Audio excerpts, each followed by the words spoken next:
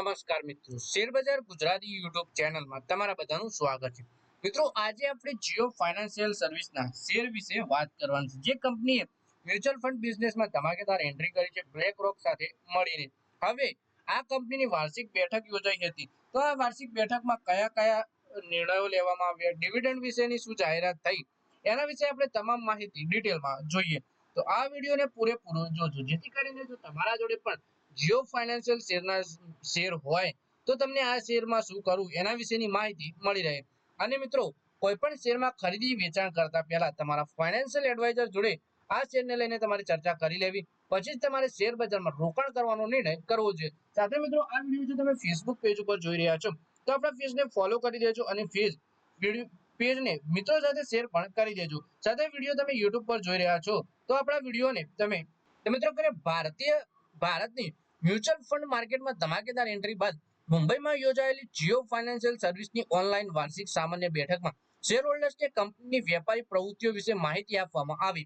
કંપનીએ વાર્ષિક રિપોર્ટમાં પોતાના એનબીએફસી બિઝનેસ, બ્લેક રોક સાથેના joint venture, payment bank, payment solution vertical અને ઇન્સ્યોરન્સ બેંક બ્રોકિંગની શાખાની શરૂઆત શાનદાર રીતે કરી તે જણાવ્યું। ડિરેક્ટર મંડળે કારોબારી વર્ષ 2025 માટે 10 રૂપિયાની ફેસ વેલ્યુના દરેક ઇક્વિટી શેર ઉપર 50 પૈસાના ડિવિડન્ડની આપવાની ભલામણ કરી છે।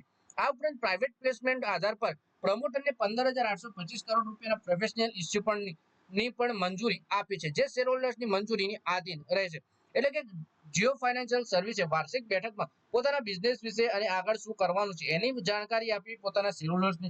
સાથે ડિરેક્ટર મંડળે 50 પૈસાના ડિવિડન્ડની પણ જાહેરાત કરી છે અને પ્રમોટરને 15,825 કરોડના પ્રોફેશનલ ઇન્સ્યુરન્સને પણ મંજૂરી આપી છે, જે શેરહોલ્ડરની મંજૂરીને આધીન રહેવાની છે। પછી વાત કરીએ, જીઓ ફાઇનાન્શિયલના ચેરમેને કેવી કામતે શેરહોલ્ડરને સંબોધિત કરતા કહ્યું, ભારતની અર્થવ્યવસ્થા લગભગ 6.5 થી 7% દરે વધી રહી છે। યુવા વસ્તી, વધતી આવક, નીતિ આધારિત સુધારાઓ, મજબૂત બેઝિક ઇન્ફ્રાસ્ટ્રક્ચર અને મોટા પાયે રોજિંદા કામકાજ ડિજિટલી કરવું તેના મુખ્ય કારણો છે। તાજેતરના વર્ષોમાં સૌથી નોંધપાત્ર સિદ્ધિઓમાં મજબૂત ડિજિટલ જાહેર બેઝિક ઇન્ફ્રાસ્ટ્રક્ચરનું નિર્માણ થઈ રહ્યું છે। પ્લેટફોર્મ ગ્રામીણ શહેરી અંતરને દૂર કરવામાં મદદ કરી રહ્યા છે, લાખો નવા યુઝરને ઔપચારિક અર્થવ્યવસ્થાના સર્કલમાં લાવી રહ્યા છે અને એક નવા ડિજિટલ સમાવેશી અને ન્યાયસંગત ઇકોસિસ્ટમને ઊભું કરી રહ્યા છે। પછી વાત કરીએ કે જીઓ ફાઇનાન્શિયલના એમડી અને સીઈઓ હિતેશ સેઠિયાએ કહ્યું, અમારી યોજના એક સંપૂર્ણ વ્યાપારી સેવા સંસ્થા બનાવવાની છે, જેની બજારમાં મહત્વપૂર્ણ હિસ્સેદારી હોય। કંપની આ સમયે નિર્માણના વ્યૂહાત્મક તબક્કામાં છે, જેમાં વિવિધ વ્યવસાયોનું વિસ્તરણ કરવામાં આવી રહ્યું છે અથવા તો તેમને નવી રીતે વિકસાવવામાં આવી રહ્યા છે। અમારા બિઝનેસની તાકાત સતત વધી રહી છે। વ્યાપારિક વર્ષ 2026ના પ્રથમ ક્વાર્ટરમાં કન્સોલિડેટેડ નેટ કમાણીમાં બિઝનેસ ઓપરેશનથી કમાણી 40%ના સ્તરે પહોંચી ગઈ છે, જે ગયા વર્ષના સમાન સમયગાળામાં 12% હતી। વ્યાપારી વર્ષ 2026ના પ્રથમ ક્વાર્ટરમાં અમે તમારા ડિજિટલ પ્લેટફોર્મથી દર મહિને સરેરાશ 81 લાખ યુઝર્સને અમારી સેવા આપી રહ્યા છીએ।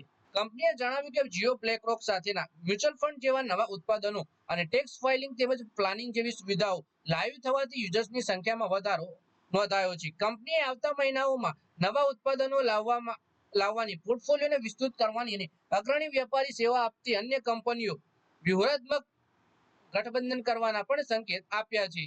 તો મિત્રો, આ વિડીયોમાં આપણે વાત કરી જીઓ ફાઇનાન્શિયલની જે વાર્ષિક બેઠક મળી હતી તેમાં જેવા કંપનીએ શેરહોલ્ડર્સને પોતાની આગામી પ્લાન વિશે જણાવ્યું, સાથે જ 10 રૂપિયાની ફેસ વેલ્યુ પર 50 પૈસાના ડિવિડન્ડની પણ જાહેરાત કરી છે। સાથે જ પ્રાઇવેટ પ્લેસમેન્ટમાં આધાર પર પ્રમોટરની 15,825 કરોડ રૂપિયાના પ્રોફેશનલ ઇસ્યુને પણ મંજૂરી આપી છે। તો મિત્રો, આ વિડીયોમાં બસ આટલું જ। હવે મળીએ આવનારા વિડીયોમાં, ત્યાં સુધી વિડીયોમાં લાઈક કરો, કોમેન્ટ કરો અને વિડીયો પોતાના મિત્રો સાથે ફેસબુક, ઇન્સ્ટાગ્રામ, વોટ્સએપ બધી જગ્યાએ શેર કરો। શેર બજારની આવી જ માહિતી ગુજરાતીમાં જોવા માટે તમે ચેનલને સબસ્ક્રાઇબ કરી ઘંટી પણ દબાવી દેજો।